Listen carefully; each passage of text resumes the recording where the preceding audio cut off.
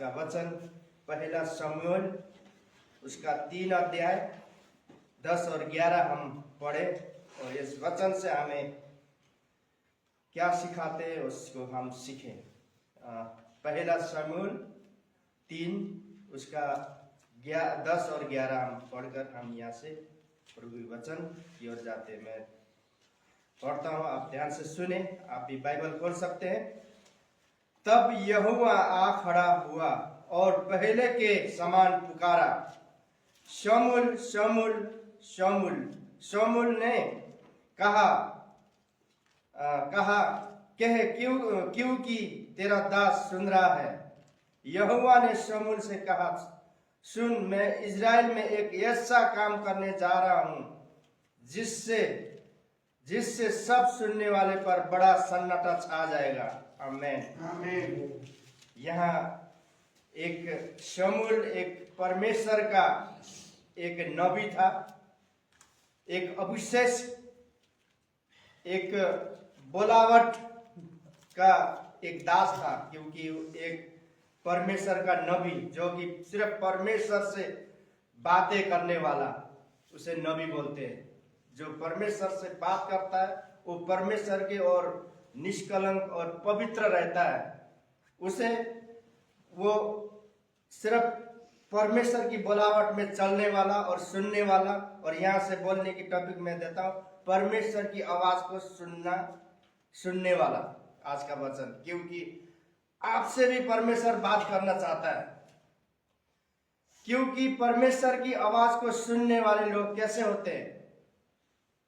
क्योंकि परमेश्वर के जो वचन में चलते हैं, जो परमेश्वर के भय में चलते हैं, भय रखते हैं और परमेश्वर के उपस्थिति में हमेशा रहते हैं, परमेश्वर उन्हें आवाज देता है, दर्शन देता है।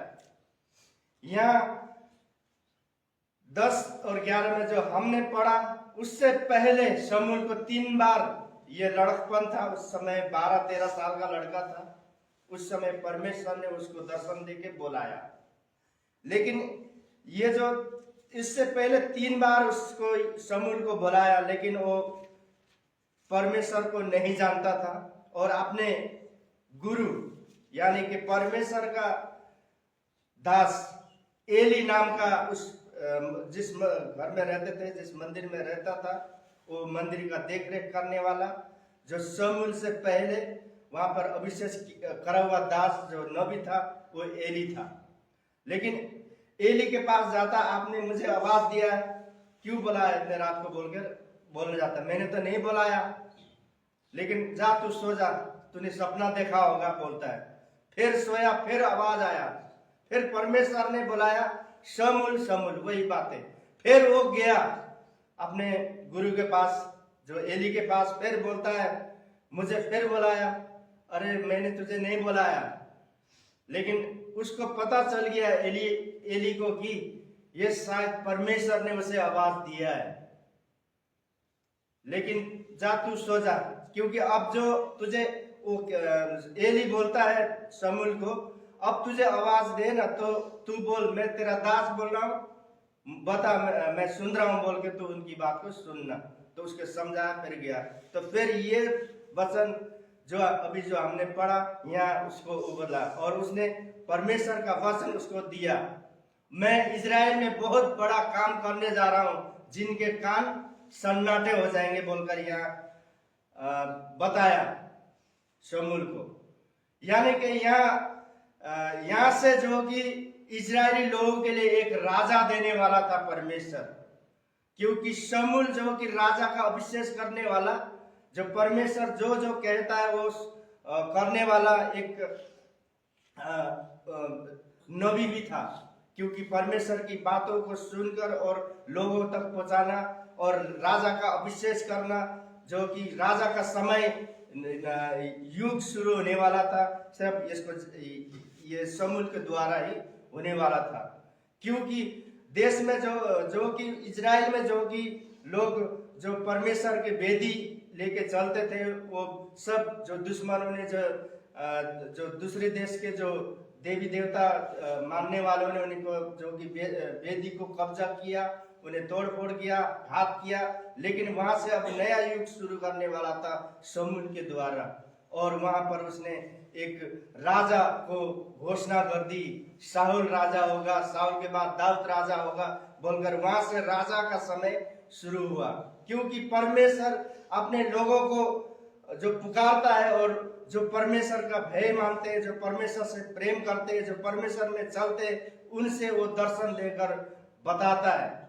इसी तरह हम देखते हैं कि दूसरा राजा, पहला राजा 19:11 हम पढ़ते हैं। 19:11 में लिखा है, पहला राजा 19:11, उसने कहा, निकल कर यहोवा के सम्मुख पर्वत पर खड़ा हो और यहोवा पास से होकर चला, और यहोवा के सामने एक बड़ी प्रचंड आंधी से पहाड़ फटने और चट्टानें टूटने लगी। तभी यहोवा उस आंधी में न था। फिर आंधी के बाद भूकंप हुआ, तभी यहोवा उस भूकंप में न था। फिर भूकंप के बाद आग दिखाई दी, तभी भी वहां उस आग में न था। फिर आग के बाद एक दबा हुआ धीमा शब्द सुनाई दिया।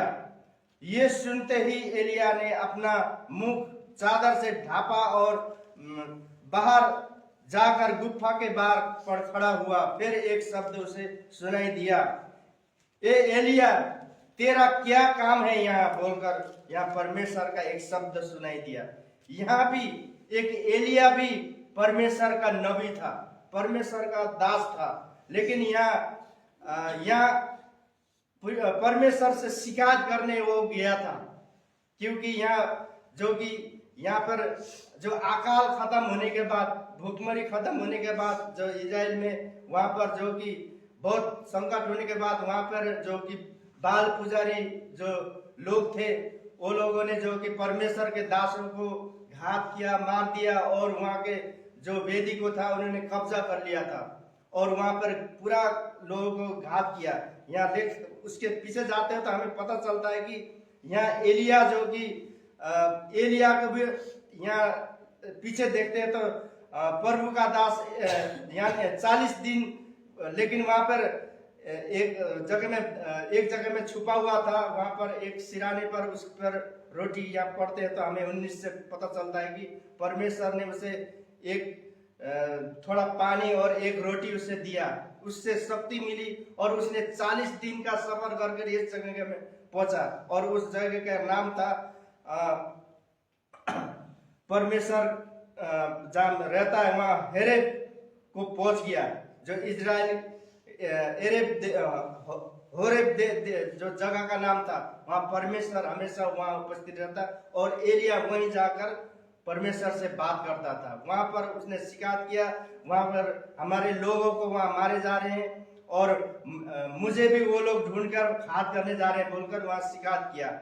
लेकिन यहाँ भी हमें परमेश्वर को जो एलिया भी क्या था, परमेश्वर का डर मानने वाला, भय मानने वाला, और परमेश्वर के वचन के मुताबिक चलने वाला व्यक्ति था। आज कहने का मतलब कि हम भी परमेश्वर के डर, परमेश्वर के वचन के मुताबिक चलते हैं तो हमें भी प्रभु इस्तेमाल करना चाहता है, हमें भी, क्योंकि परमेश्वर के उसमें चलना चाहिए। इसलिए नीति वचन 2:5 में तो लिखा है, नीति वचन 2:5 में, तो तू यहोवा का भय को समझेगा और परमेश्वर का ज्ञान तुझे प्राप्त होगी।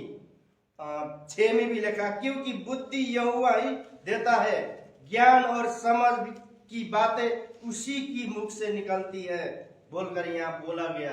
अगर हम परमेश्वर की बातों को, वचन को और ज्ञान को हम समझे तो परमेश्वर सचमुच उसी की सब बाइबल उसी के द्वारा लिखी गई है, पवित्र बाइबल है, पवित्र वचन है। और यहाँ बोला गया, जो यहोवा का भय समझेगा और परमेश्वर का ज्ञान तुझे प्राप्त होगी। जब आप परमेश्वर का भय मानेंगे तभी परमेश्वर का जो कि ज्ञान तुझे प्राप्त होगी बोलकर यहाँ बोला गया है। क्योंकि बुद्धि यहोवा देता है, ज्ञान और समझ की बातें उसी की मुख से निकलती है, और ज्ञान और बुद्धि की बातें हमें पूरा बाइबल में मिलता है प्रियो।